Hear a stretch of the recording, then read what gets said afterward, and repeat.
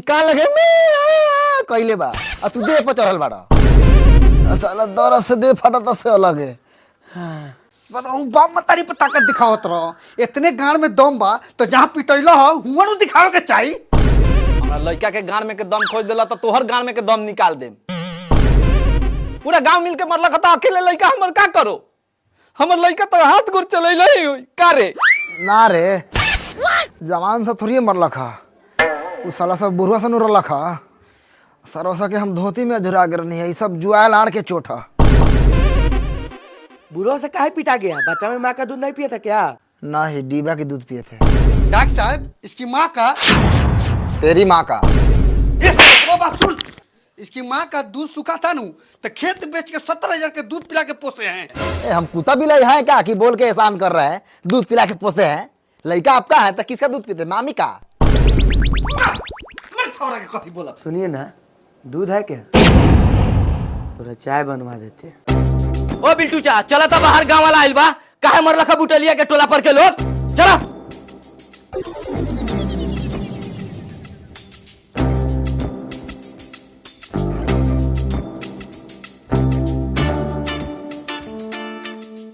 कौन मरला खा रे? अरे मरला का साला टोला पर के सा गेर नहीं मिले नु ओकरा से। ए कथी ओकरा से खुल के बोल। माल से तो मरलक सा पकड़ के बुढ़वा सा। ए मरला खा तो हमनियो पकड़ के कहीं मारल जाई। ई बताओ है बिजली मिस्त्री के काला बोले बारे। अरे बिजली मिस्त्री के हम एल बोले बानी कि हम लाइट के जोर में धराल बानी या पिटाइल बानी आ ओकनी से हम जीतबाऊ ना माल बिना हम रहबाऊ ना। ये बात क्लियर हो। यही से आज से मिस्त्री साहब 10 दिन ला लाइन कटी हन हम फ्री फैन से मिला माल से ढीठ है। हां तो तू कहबे तो हम लाइन काट देबो का। कबूर लाइन काटेगा कोनो के गाड़ थोड़ी काटेगा। कोई दिन ला लाइन काटे के हो 10 दिन काटा 10 दिन। हां कटा जतो उ कोनो बड़का बात थोड़ी बा। जा घरे जा।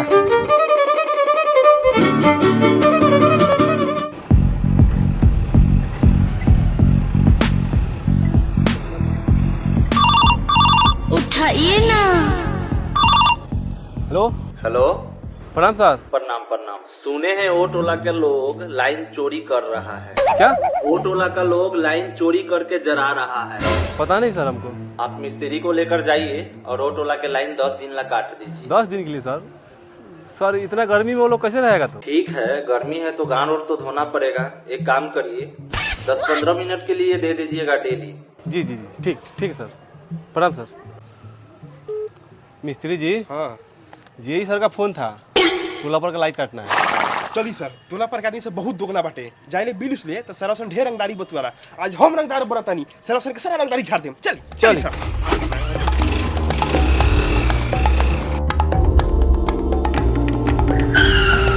मिस्त्री जी। हाँ चेंजरवा गिरा के 2 नंबर वाला तरवा काटी। ठीक काट देंगे सर।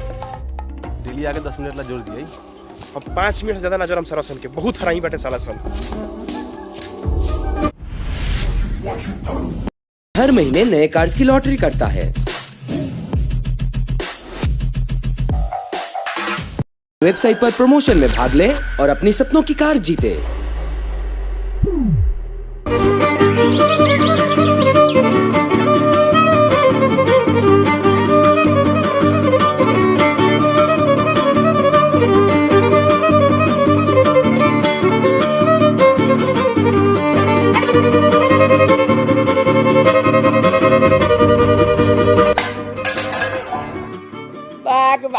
हड़बड़ी के बियाह कौन पटी में सेनूर एगो तो हम अपने हड़बड़ाल बन के जल्दी जल्दी बना के छेका में जाए तो छेका में और छेपक लगाता।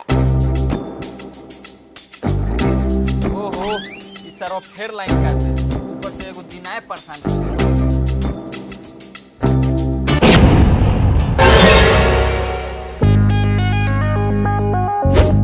आइडिया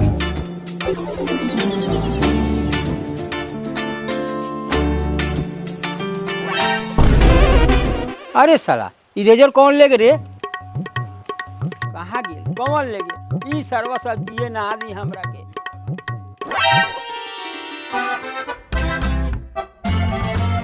आहा सरवा बड़ा जंगल झाड़ रहा। अब पूरा बढ़िया से साफ करम तब क्रीम लगाएम तब फायदा करी। बउओ ई का करत रह? बाबूजी उ थोड़ा जंगल झाड़ साफ करत रहनी हम। रे सरवा हम अपन दाढ़ी मोछ बनावे ला लिया रही कि तुहार झाट सिले ना रे सरवा। बाबूजी हम ना जाने तेरा लिए की रेजर तोहर बा जवान भेली तो झाट उठ जमी तो छिलाई ना। ए सरवा तो दाढ़ी मोछ बनावे वाला झाट छिलाई। अरे बाप रे तो पैसा उसे तब बार नहीं कर देते रेजर किनेला तो छिलम ना। कट साला घरे दाना पापा मोछवा बना दियो मशीन से कथी ऐनक में नी हरले बड़ा। ना ना करंट मार दी। ए नानू मरतवा। ए रोक बिजली लेखम फन बना थाऊ। ए ना हो तो लावा है।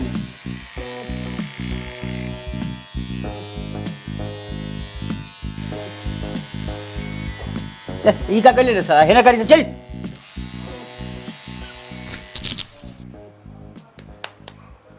जा पापा लाइन तो कट गेल। हैं लाइट कट गेल। आधा मोछ लेके गेल खान शिकायत में जाए रे। चल तन सरवा के लाइट वाला के व्यवस्था करे।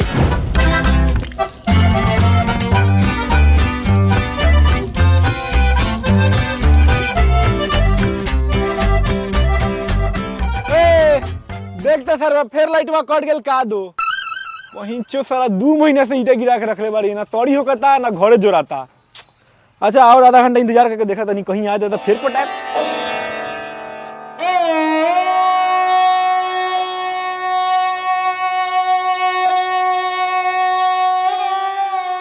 लाइन देता बार बार कटैता आवता। ए सुनी ना यहाँ बैठला से धर्म करम चले वाला नहीं खे। ऐसे भी लाइन के कोनो गारंटी बा आई कि ना आई। पिछुआरा खागड़ा धल बा जाके चिड़ी। ऐसे भी घर में जलावन झाट नहीं थे कि खाना बनो। ए हमर गुलाब जामुन खिसियात कहेला बारू चलो ना घर में पहले साया साड़ी मिला फाड़ दी ओकरा बाद में तो जरना कबू फराइत रही। जायला कहता नहीं रहुआ के जायला कहता नहीं। लाइन नहीं तो हम अपने फोन करके बता दें।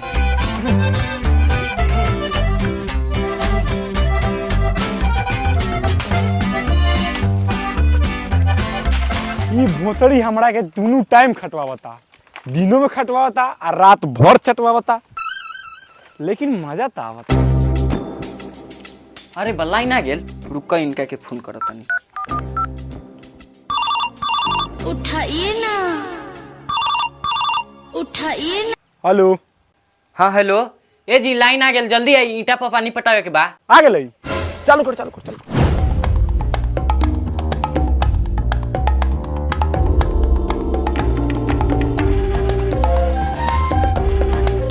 जल्दी मोटर चालू कर जो। ठीक बजा तनी।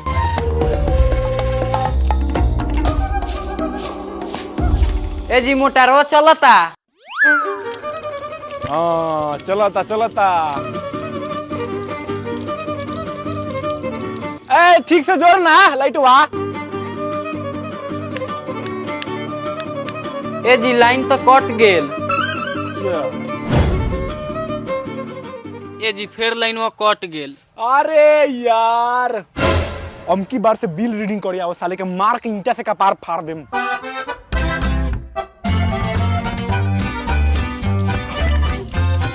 माधर चोट के देखई बड़े जा चल।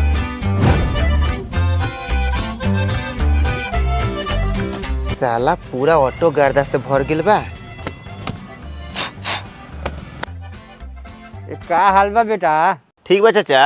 ये कुछ लाइट वाइट के व्यवस्था करा ना। हम कहाँ से लाइट के व्यवस्था करी जेकर कुछ सरकार करी। साला 5 मीटर लाइन देता 2 घंटा ला काटता 10 मीटर लाइन दी 4 घंटा लाइन काट ली। अरे जे कर सरकार करी साला बारिश होता झाट भर लाइट जाता है रात भर तो हम का कर सकता नहीं। सबके होता गर्मी मरता तू मरा वाला बिना काम के बकचोदी हमारा तर।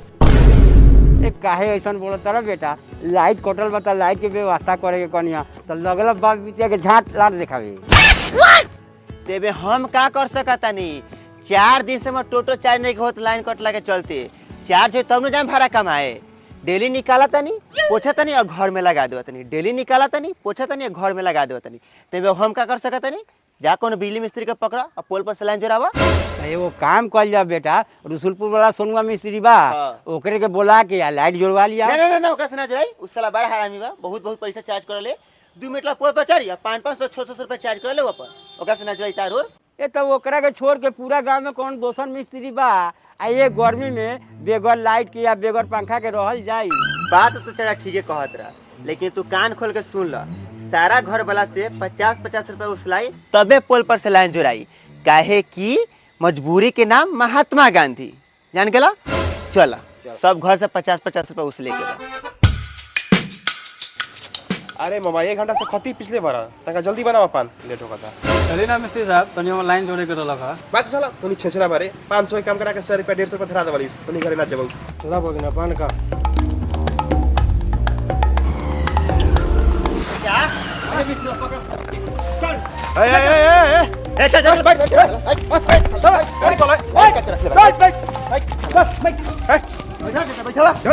बुरवारे साला तो साले सारा मिस्त्री पर हम निकाल देते गांव में है। बहुत गलत होगा तार, कुछ गलत ना होता साला, उतार पहले। तूने ना बेरोजगार थोड़ी बानी साला काम कर वाला चल साला उतार दे पहले, चल साला साले मिस्त्री बनाता रहा, लाइन जोड़ पहले। साले जब तोने की है चाल के चलते टोला पर के आदमी फोन करत रहला बार ना फोन उठाई ले। हेलो का तो चमेटा मुंह फाड़ दे। लाइन जोड़ा तनी 700 रुपया ले हम, मुझसे 1 रुपया कम ना ले हम। 700 रुपया कथी करे, 500 रुपया दे लाइन जोड़। आदर्श दो लोग नहीं डरा हम के लाइन जोड़वा बता रहा लाइन दे हम तब नहीं जरे बस साले लोग लो 500 रुपया लो मुन्ना चा 500 रुपया दे दो। हैं ये को झाट उखाड़ के ना दे, एकरे चलते हमारा आधा मत छिला गेल। गांव में घूमता तो लोग कहता मौगा मुनवा। अरे चाचा उससे बात छोड़ा, चंदा वाला पैसा में से 500 रुपया दे के सरवा के बेलगावा ना, तो दोबारा लाइन खराब तो नहीं जोड़े। अच्छा ठीक बा, चलो चाचा। ए घर छोड़ हमरा घर छोड़। ए जो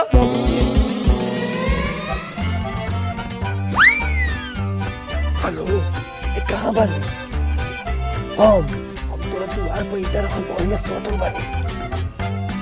अच्छा तुम लोग को तो नहीं खे ठीक बा, हम बता दे सब पोजीशन से मार दिया।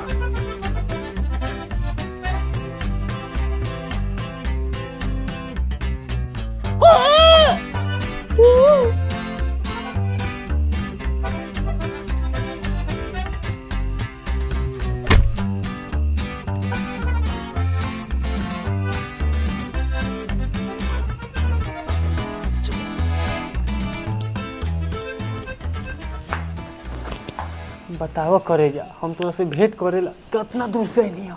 अब बेटी चोर उतने देर में कितना मच्छर गान में के खून चूस गए, खैर ओकर कोनो दिक्कत नहीं है। अब बात कह के टाइम बर्बाद मत करो, चलो ओका बुका खिला जाओ। ओका बुका ए भोसरी ओका बुका ना सूत ना बता पता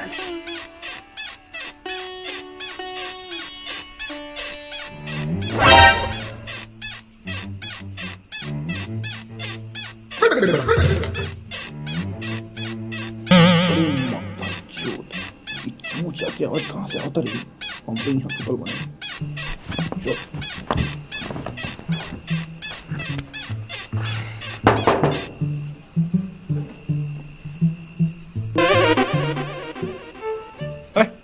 तू इतना कथी करता रे, सुते के ना हो तोरा?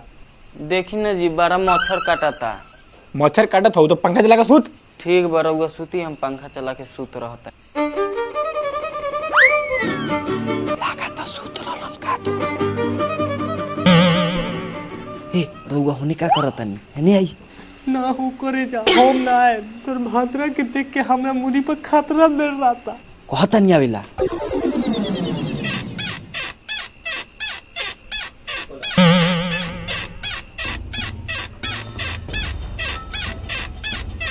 चलो बार बार चूचा की आवाज कहाँ से आता रे?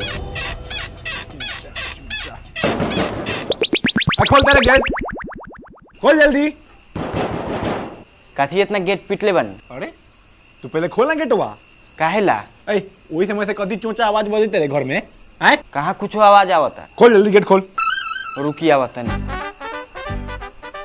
हे भगवान करो कल्याण, आज भर तू हमरा के बचा लो। ध्यान भोर होते होते 2 किलो लड्डू चढ़ा। ए बिजली वाला के नंबर बदले बा। हेलो भाई रुआ 2 मिनट ला लाइट काटना दी। काहेला लाइन काट दी? ए महाराज का बताई, हम जिंदगी और मौत के बीच में फसल बानी। कोनो गाड़ लेवे के कोशिश करत हो का? एहू से घटिया पोजीशन में भाई 1500 रुपया ज्यादा दे देन, लेकिन लाइट काटने लोगों को ठीक बा काट देवा तनी। ठीक है भाई प्रणाम। खुश रह रे सरवा।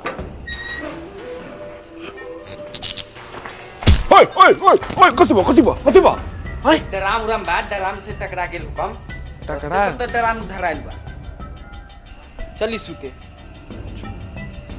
बाप रे बाप जान बचल जवानी रहो सरवा चाहे जियान हो जा अभी गोरा गाड़ी दुआरी पर नहीं खिया वाला है।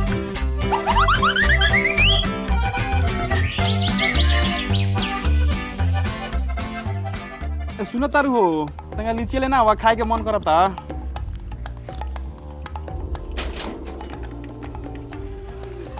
लिया वाली लीची लिया बैठा तू खावा बैठा।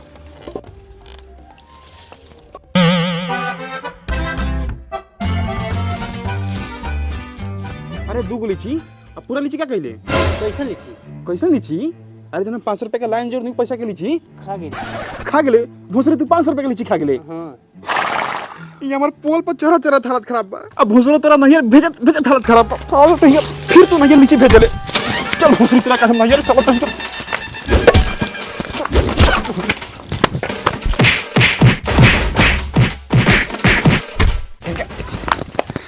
साला के बेटी पूरा साला काम उल्टा फटा कर होता। इतना शौक से लीची लेनी हम खाएला अरे भूसरी नहीं भेज दे। का हो मिस्त्री अरे औरत पे काहे हाथ उठाओ तो ना मर दे। अरे सॉरी पूरा काम उल्टा पटा कर देवता कैसे ससुराल के धन नहीं भेज देवता। अरे मिस्त्री जी ये तो दुनिया के हर औरत के पेशा बा। छोड़ी हमारा फैमिली मैटर बा बोली कहला नहीं है। अरे कहता नहीं कि 2-4 गोरा के लाइट काटे कर लगा सरवा से बिले नहीं के भरत। अच्छा 1 सेकंड रुकी जाना तो नहीं मिस्त्री जी एक गोरा के 10-10 हजार के बिल आयल बा ना सरवा से फोन उठावता और ना बिले भरता। चली सर गर्मी में सारा बाराती कहले बा एसी कूलर फ्री चलावे नहीं जानत लाइन काटला हमरा 12 दिन हो गेल बा 12 हाथ लुस बुसाता। चली सब के लाइन काटम सब के लाइन काट देगा चल। चुप साला सा हम निमोसिया हो गई तो हमरा तनको फिक्रे नहीं आ तोन के गन भी से गांठ पड़ता। मर पड़ता ए मर्द पागल बना का हो अभी लाइट न रहला के कारण 10 दिन से मेरा से अलग सुततानी। बाग तेरी हमनी के त लाइन जरा लगे कोनो फायदा ना भेल किना चाचा सरवा से ऊपर से लाइन काट के रख लेबा आज ही बिजली भी मांगे तो उन्हीं के मुंह में पटक के मुंह देवे के बा। हां मुंह में मुतिया जाई अबे दी मुन्ना पवाली के घर ये बा का। हां ये है का काम बा। 1 महीना में 10,000 के बिल आयल बा। आय हो बिल काहे ना भरत रह तू। चाचा तोरा से तो इतना बिल भराई ना बोला बिल भरवा की लाइन काटी आधा चौदाऊ लगाम 10 दिन से लाइट कटल बा और 10,000 का बिल मांगे लो।